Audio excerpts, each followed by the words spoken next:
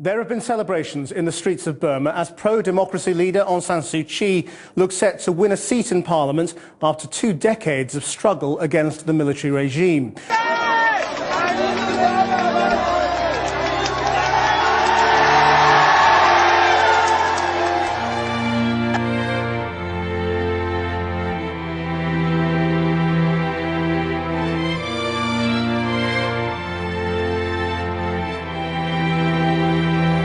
By 1935, led by a law student at Yangon University, Aung San, the students' union at the university was at the forefront of what would evolve into an active and powerful movement for national independence.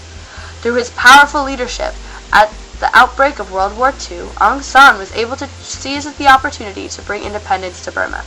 Known as the 30 Comrades, Aung San and 29 others left Burma to support the Japanese military, the Japanese promising independence to Burma if they won the war. Disregarding this promise, Japan soon invaded Burma, diminishing the hope for independence and the trust of the 30 Comrades. In 1947, Aung San was able to negotiate an agreement with the British, where Burma would be granted total independence from the island. He was thought of as a hero, but by some ethnic minorities he was seen as a controversial figure.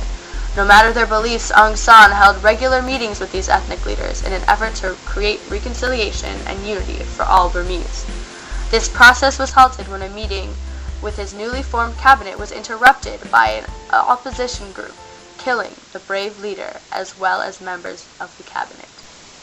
Although still scarred from this horrific event, in 1948 the country went ahead and formed the Constitution of the Union of Burma, declaring that minority states would be granted independence in the relatively near future. But that never happened. For the next 10 years, the democratic government of Burma was challenged incessantly by communist and ethnic groups who felt underrepresented in the Constitution. This anger resulted in intense civil war that destabilized the country. We end our report on Burma where it began, with UNU at the Shwedagon. Do you think there is in the West any basis for a moral appeal or a moral fervor that can hold its own against the material appeal of communism? I do not want you to UNU, the man who took over for Aung San after his assassination, was removed from power in 1958 and replaced by a caretaker government led by General Ne Win, who took control of the whole country, including the minority states, forcing them to remain under the jurisdiction of the central government. His government suspended the constitution and instituted authoritarian military rule, which fought to defeat communist and ethnic minority rebel groups. From this point until recently, the country was closed off from the outside world as a new despot promoted an isolation ideology based on what he called the Burmese way to socialism. Outside visitors were few, and for the next 3 decades, this nation, now seen as the second least developed nation in the world, was sent down a disastrous path of cultural, environmental, and economic ruin, where an armed struggle became the way of life. In July 1988, after Ne Win announced his departure from politics, thousands of people took to the streets of Rangoon during what was known as the Democracy Summer. On August 8, 1988, troops began a 4-day massacre, killing 10,000 demonstrators, men, women, and children. At this time, Aung San Suu Kyi, the daughter of the former opposition leader Aung San, was back in Burma after years abroad visiting her mother, and became intrigued and passionate about the political and economic struggle in Burma. Being thought of as a powerful threat, Suu Kyi was placed under house arrest until July 1995. But after repeated attempts to leave the capital to hold political meetings in other parts of the country, in 2000, Suu Kyi was again placed under house arrest. After being released again in 2010, Suu Kyi led many demonstrations and fought for freedom for her country, following in her father's footsteps. However, the humanitarian situation in Burma is still disastrous, and civil war still rages in the border areas. Peace, democracy, and the most basic human rights do not exist, forcing many to flee to the neighboring countries of Cambodia, Thailand, and Laos searching for work.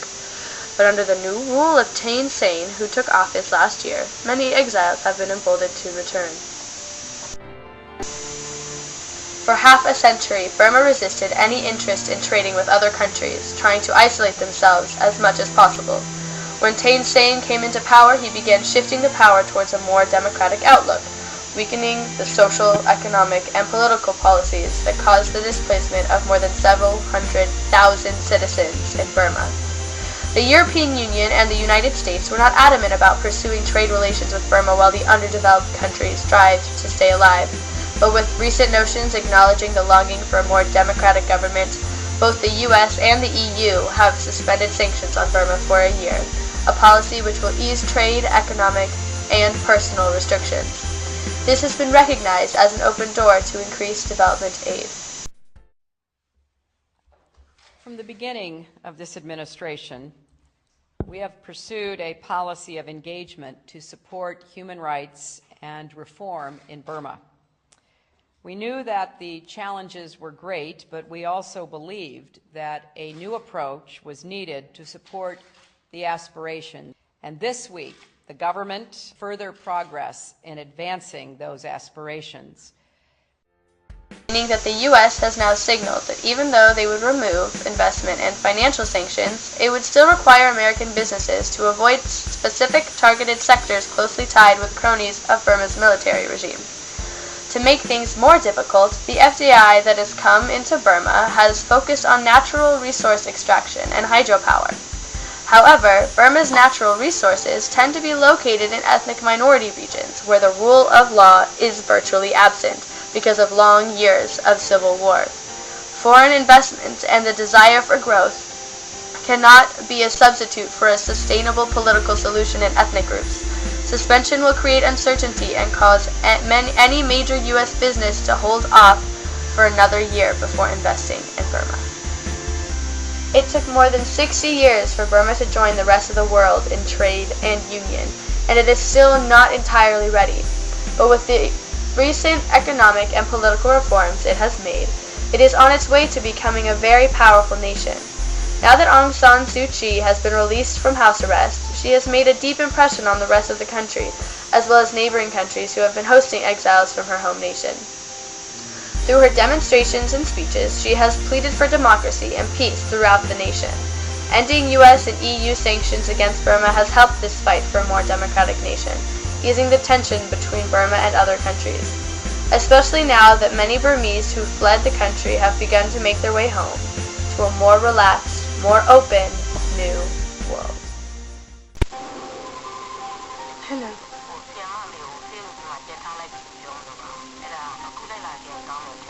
Mother's had a stroke. How long are you going to be away? A week.